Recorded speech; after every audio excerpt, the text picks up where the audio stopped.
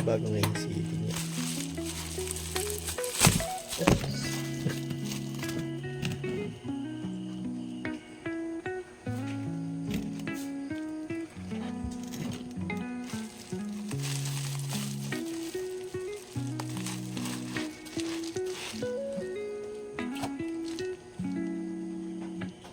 Galing China, siyempre.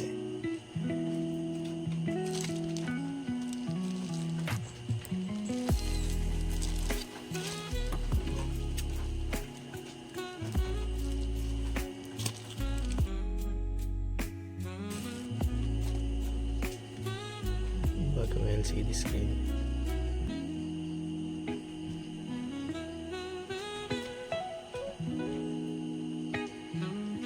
Hindi ko pa sure kung gagana to kasi pang ibang model to eh. Bale, itong unit ko ano to, clone to, pero ano to, magandang klaseng clone yung ano, soy sauce kung tawagin nila. Dalawa pa rin ang RAM nito kahit clone. Kaso nga lang, ano, iba lang yung positioning ng mga RAMs niya kaysa sa original na R36S. Pero dalawa pa rin yung RAM niya. Bali, ang naging issue pala na itong unit ko, ano, hindi na i-backup yung SD card niya. Kaya yung mga files niya, yung mga drivers ng LCD niya, hindi na i-save.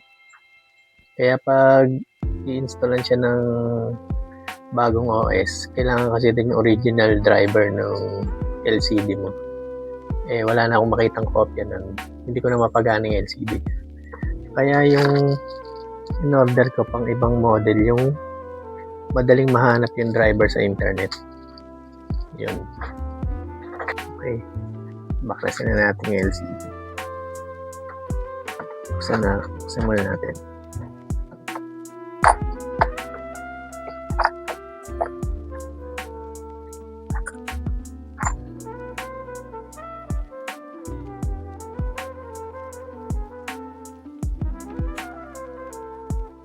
Baklas ko na ito dati, pero yung LCD niya hindi pa na-try tanggalin. Doon sa napanood ko, ginamitan pa ng heat gun para lumuwag yung LCD or tanggal yung dikit. Wala akong heat gun eh, try ko na lang matatanggal to kahit walang heat gun.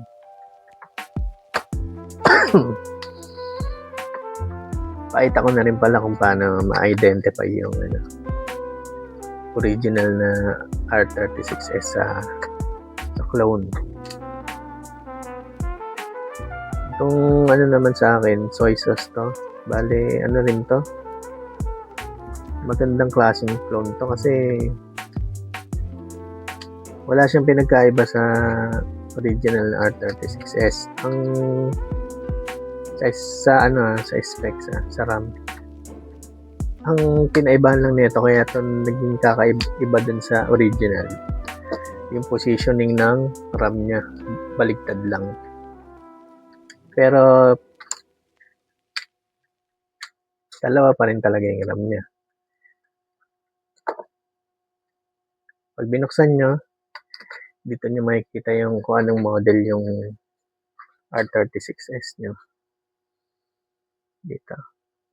Diyan nyo ma-identify kung anong LCD driver yung dapat na gamitin nyo.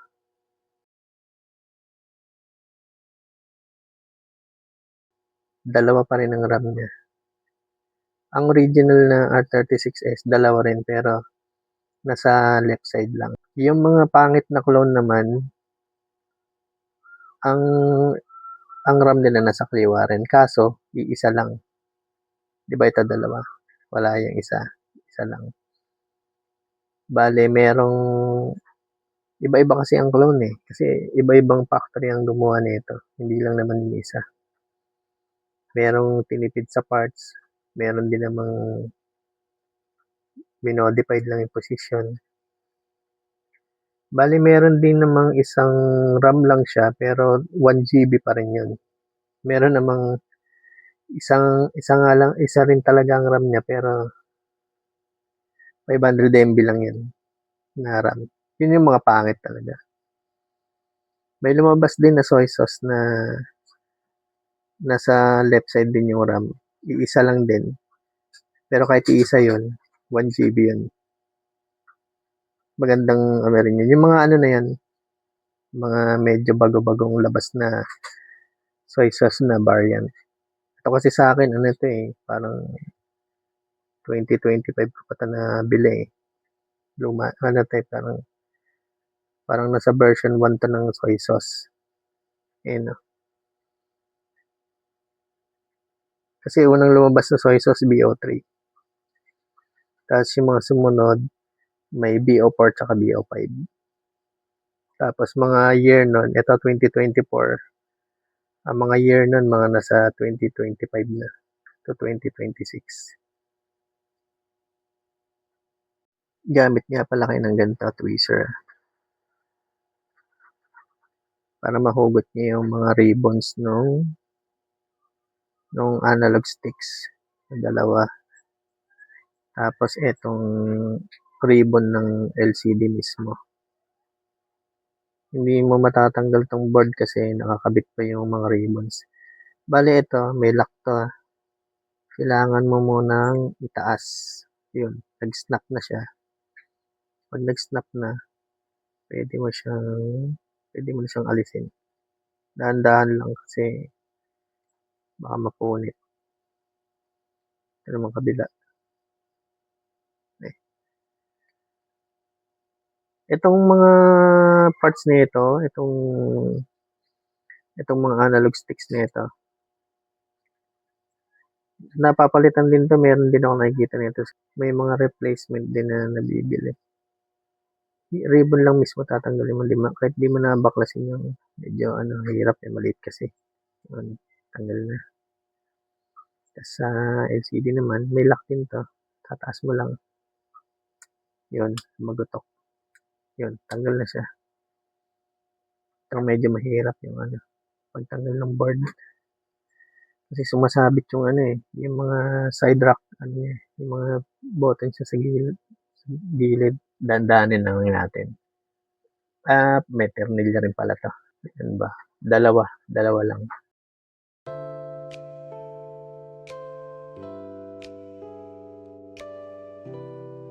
Meron nga iba, minamodify din ng speaker. Ewan ko lang kung anong klaseng speaker yung na replacement yung ginagamit nila. Iwalay na natin ito. Wag natin ito isama din sa mga tornilyo ng back cover.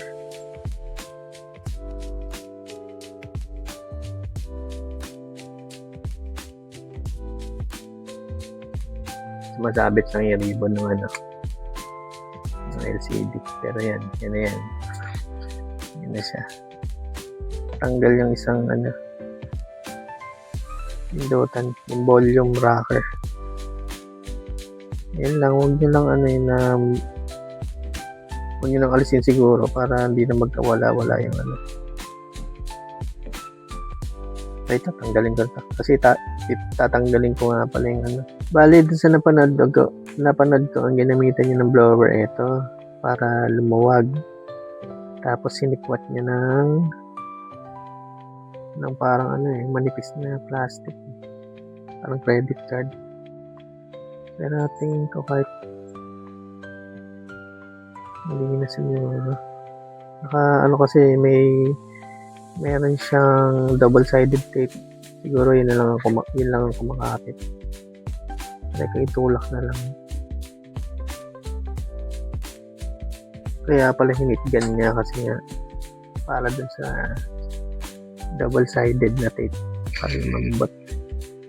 Teka lang, hanap lang ako kung may makikita akong blower. Wala akong nakitang blower na yung pangkaraniwan Ito may kasamang brush Ewan ko lang kung ubra to. Try ko na lang. Nasakot mainit din naman. doon. Ayan, mainit doon.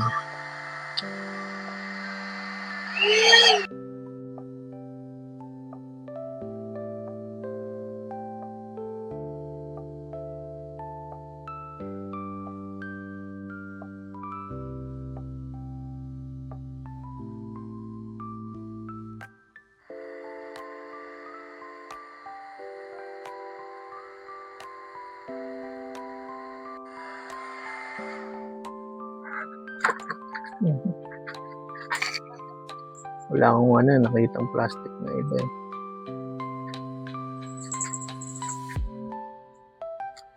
I guess so.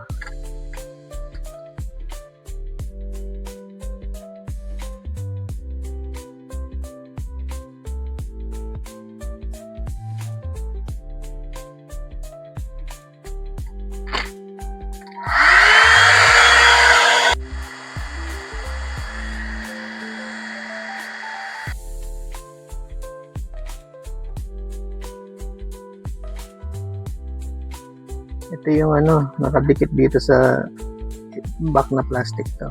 Ito yung harap. Diyan didikit yung double-sided. Kaya kailangan talagang ibabad siya sa sa mainit, sa blower. Ayun, no. Wala kasi akong dapat talaga yung plastic na pang sikot, hindi yung pick ng gitara. Bale, ginamitan ko na ng gunting, pero dinadahan-dahan ko naman siya habang binablower. Bale, yan nasisikwatin niya dahan-dahan. Basta magkaroon lang siya ng gap, tapos mapasok yung unit ng blower doon, kumaano na siya, unti-unti na siyang bumibitaw. Yan. So, talagang damage eh. Tingin ko sira na rin kasi talaga to, kasi lahat na ng OS ginamit ko yung sa kada OS naman, kompleto naman ng drivers yun para sa lahat ng klaseng LCD. Pero hindi gumana eh. Tingin ko may problema na rin talaga to. So guys, kabit na natin. Pinalamig ko muna siya. Talagang nag-init siya din sa sa blower. Ito na yung bago. Hindi ko pa alam kung kung anong variant eh. Pero sana makita natin yung niya, yung driver niya. Pagkabit na ito yung niya, double-sided. Ganun lang din, ibabalik lang din. Tanggalin natin yung nakasulat dito, incheck. Tapos siya, 2025 ng January yung Pwede kaya hindi natanggal yung double-sided. Ito nga.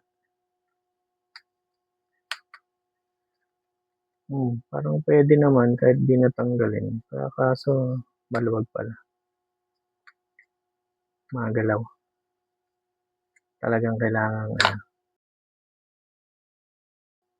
ito mas manipis-nipis to. Hindi katulad ng isa. Makapal yung niya. Yung thickness ng glue niya, ng pandikit niya makapal. Ito medyo manipis. Balik. Ito pala harap Ito yung harap, ito yung likod. Ay, baliktad. Ito yung harap. Ito, likod. Sa harap niya siya ilulusot. Sa harap. Yan. Tapos, palaparin niya lang dito sa plastic na parang back niya. Parang back plate. Diyan kakapit yung pandikit. Yun. Kapit na. Dahan-dahan lang pagka ginanto niya. Parang lang. Dumikit lang yung pandikit niya. Kung may ilalim yung plastic. Kasi kaya tanggalin. Tinanggal ko na kasi naipit yung niya, yung hilahan ng plastic. Yun no. Dalawa na to. Lalagyan ko rin naman ng to, LCD tawag din screen protector. Makapit na siya. Bali parang meron pa siyang isang cover eh. Meron pa rin siya. Okay, malamig na siya. Lagyan na natin yung Yan. Up. Teka lang. Lagay muna natin yung mga volume rocker niya. Ang volume ay nandito sa right side. Tapos yung power button. Itong medyo mahirap. Kasi Itong volume tsaka yung power sumasabit. Kaya talagang ilapat. Kailangan sagad sila dun sa labas. Ito yung harap. Dito ilusot nyo na yung narito.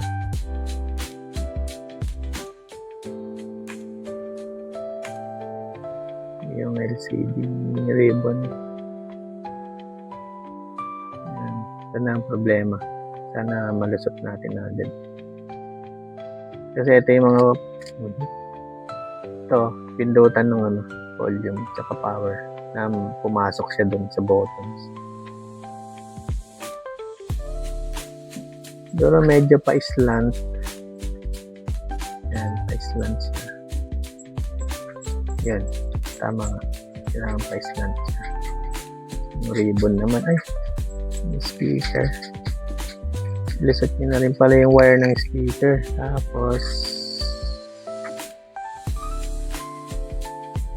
mga ribbon ng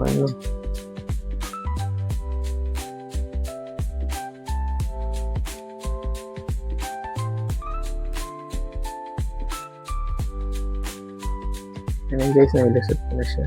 Bale, tornilyohan ko na lang yung board.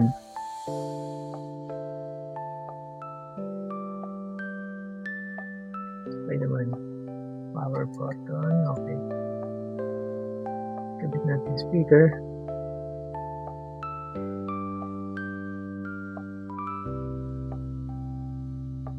Dito rin ako nahihirapan dito sa dalawang analog natin.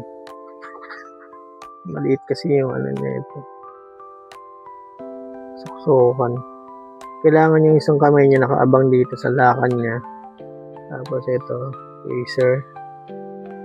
Kailangan ipasok.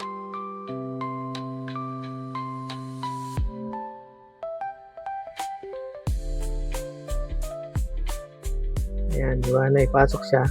Kailangan pagpasok lock nyo agad. Ayan. Para mga isa. Ganun din. Babalit ka rin nyo lang ganito. Yung isang kamay nyo nakaabang na sa lock. Subo nyo muna. Yan. May tutok niya. Tulak nyo lang ito. Pag nyo lang hindi nahuhugot, okay na yan. Ito namang ribbon. Diretso itong ribbon natin. Ganun lang, sasalpak nyo lang siya dito.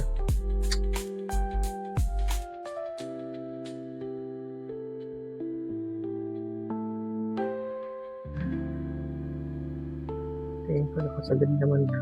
Sabay lock. Ay, hindi. Yun na. Naipasok ko na siya. Pag naipasok na, lock na agad kung hindi na bumitaw.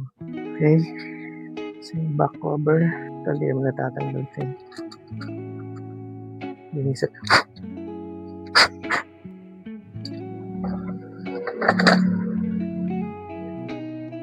Kaya may pa rin pala ako, may lalagay pa rin pala ako dito. Yung maliit na heatsink. Kuhain ko lang. So guys, nakita ko lang din sa TikTok. Heatsink siya na maliit. Kit, diba? Bali lang to, parang wala pa yatang 100 pero ilang piraso na. Search nyo lang micro heatsink. Tapos ang kapal nito ay parang 3mm lang. 3mm lang kasi para hindi siya tumama doon sa backplate. Ito nga parang tatama pa eh. Testingin lang natin. Dito siya ilalagay sa ano tawag dito? Sa microchip niya, sa processor niya. Rack chip RK3326 yata. Yan dyan. Papatong na siya dyan. Para yung init ng microchip, ma-absorb niya ito. May kasama na rin yung ang tawag dito, thermal sticker na tawag dito eh. Try natin kung masasara siya. Okay naman. Hindi siya tumatama. Sakto lang ito yung nakuha ko. Dikit ko na rin to. Maganda rin to kasi para hindi mag-overheat yung may mag-a-absorb ng init yung pinaka-chip niya. Kasi mainit din talaga to guys. Pagka yung nilalaro mo siya, may init din talaga. Gitna lang. Yung picturean ka. Post ko sa Reddit.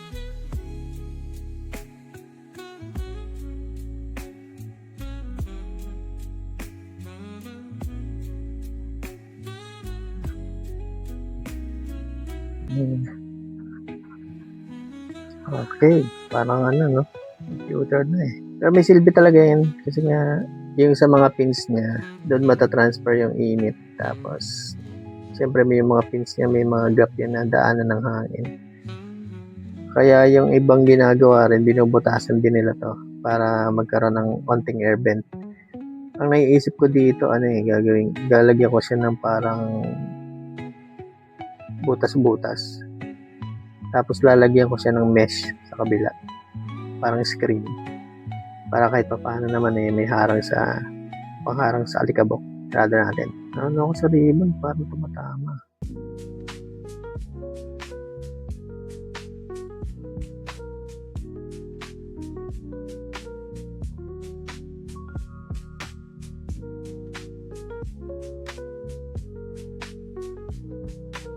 Ay, naku. Sa sobrang excited, guys. Sobrang excited yung ikabit siya. Buuin. Nakakalimutan ko yung ano ba yan? Paano lalaroin niya walang buttons? Ano ba yan? Hirap pa naman ikabit. Itin.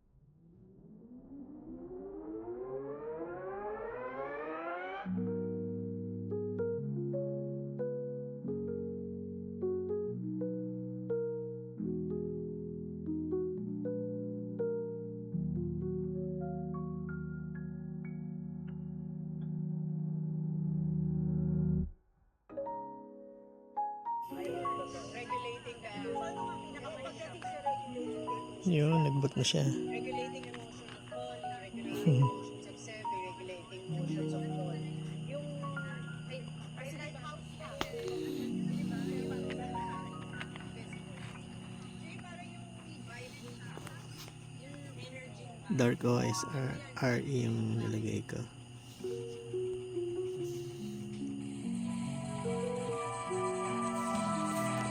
Okay guys, yun lang. Bye.